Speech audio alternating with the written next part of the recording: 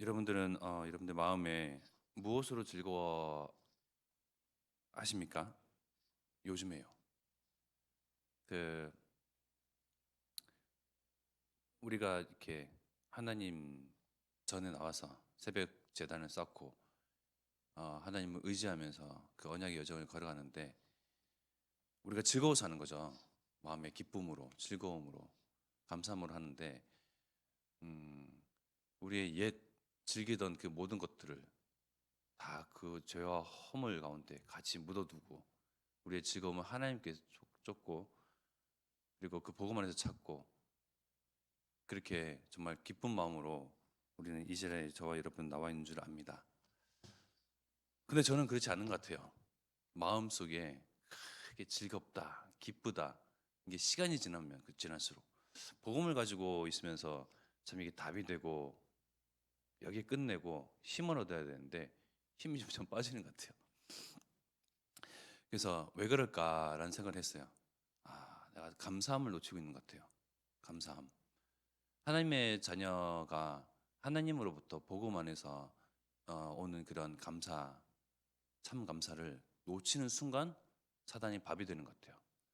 그래서 사단은 정말 호시탐탐 그 먹이를 노리는 그 이리와 늑대와 사자와 같이 그 신자 그리고 우리 사단이 장악하고 있는 불신자들은 애초에 그럴 필요도 없죠. 그런 수고를 할 필요도 없고 원래 밥이니까.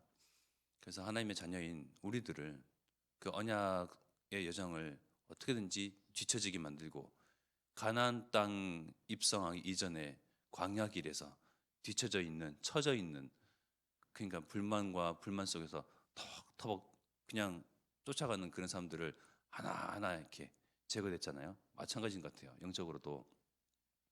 그래서 계속 갱신되어야 할 것은 감사의 이유를 분명히 하나님께서 주셨는데 찾고 발견하고 그걸 누리고 그것으로 즐거워하는 것. 그래서 눈에 당장 딱 보여지는 그러한 감사의 거리들은 없어요. 근데 눈을 감고 영안을 떠서 보면 감사의 거리들이 즐비해 있어요.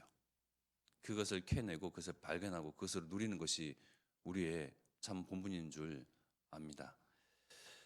그 기도를 저도 이제 어렸을 때부터 쭉 이렇게 신앙생활 했잖아요. 뭐 수요 예배 끝나고 나서 이제 기도든 새벽 기도든 기도하는 성도님들의 그 모습을 보면 양 미간에 다 이렇게 찌푸리면서 하나님께 뭔가 이렇게 고하는 그래서 외치면서 격양된 그런 목소리로 이렇게 막 하나님께 부르짖고 그러는데 정말 즐겁게 막 웃으면서 주여 내가 주로 하여금 기뻐하나이다.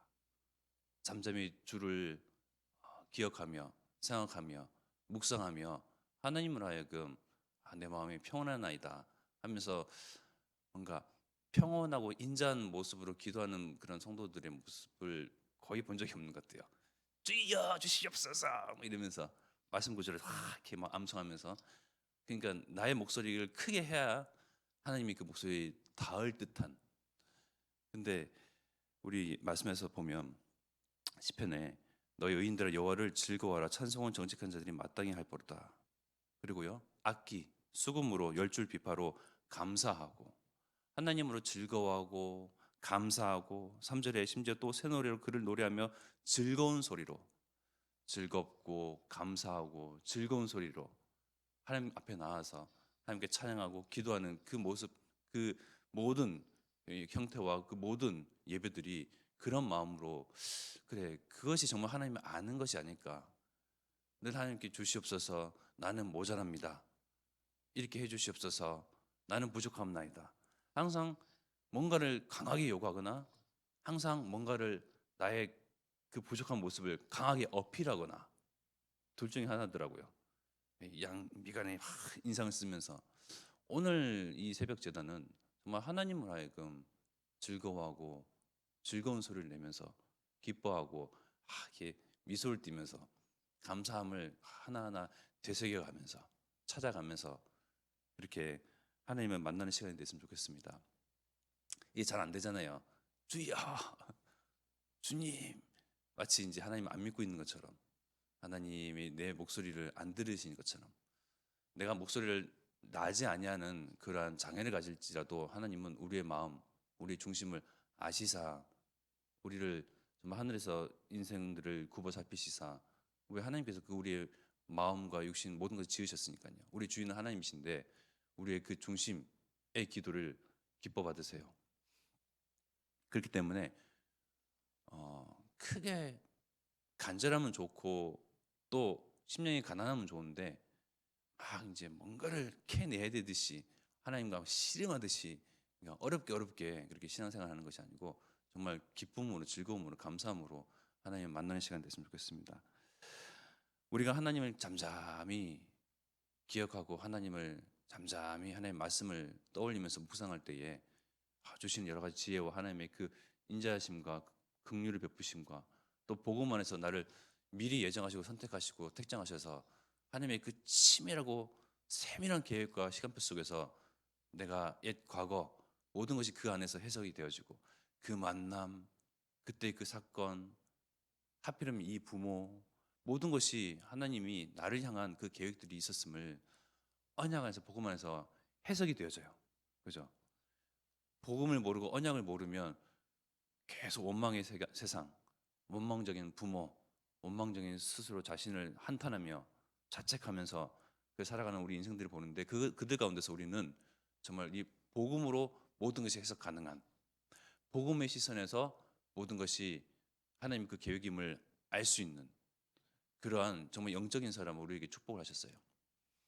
그래서 우리가 잠잠히 하나님의 그 은혜와 하나님의 그 복음, 나에게 주신 복음 이것이 그냥 얻어 걸린 그 복음이 아니고 누가 가자 따라가자 하니까 그런 들려졌던 그런 복음이 아니고 나를 두고 하나님이 오래전부터 계획하셨던 세밀히 인도하셨던 그 인도하심부터 잠잠히 그것부터 한번 생각해 보세요. 그러면 내 안에 있는 예전의 옛 상처, 갈등, 하필이면 했던 그런 모든 원망들이 치유가 될 거예요. 아, 이래서 이랬구나.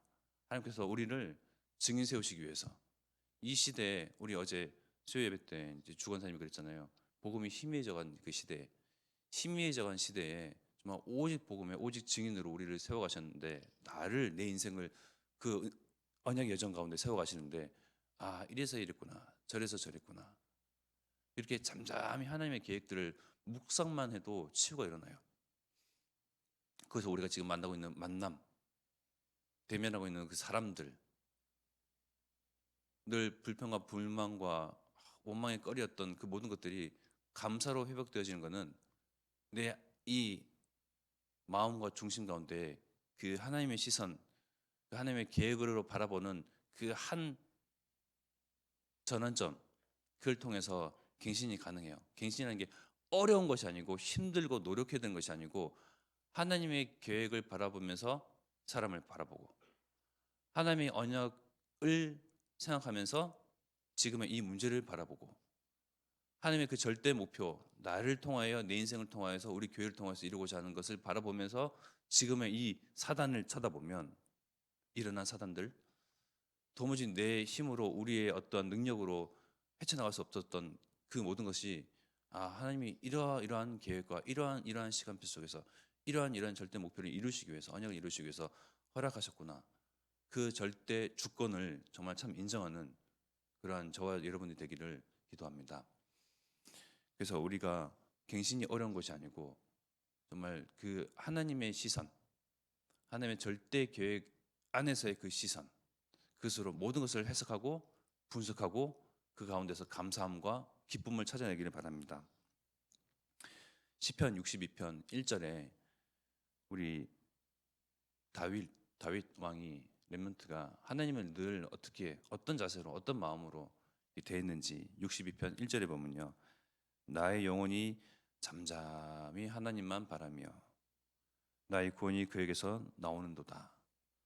근데 다윗이 하나님을 생각하고 하나님을 바랄 때에 늘 잠잠히 고요한 가운데 조용할 때에 그 양을 치는 그 가운데서 홀로 있잖아요.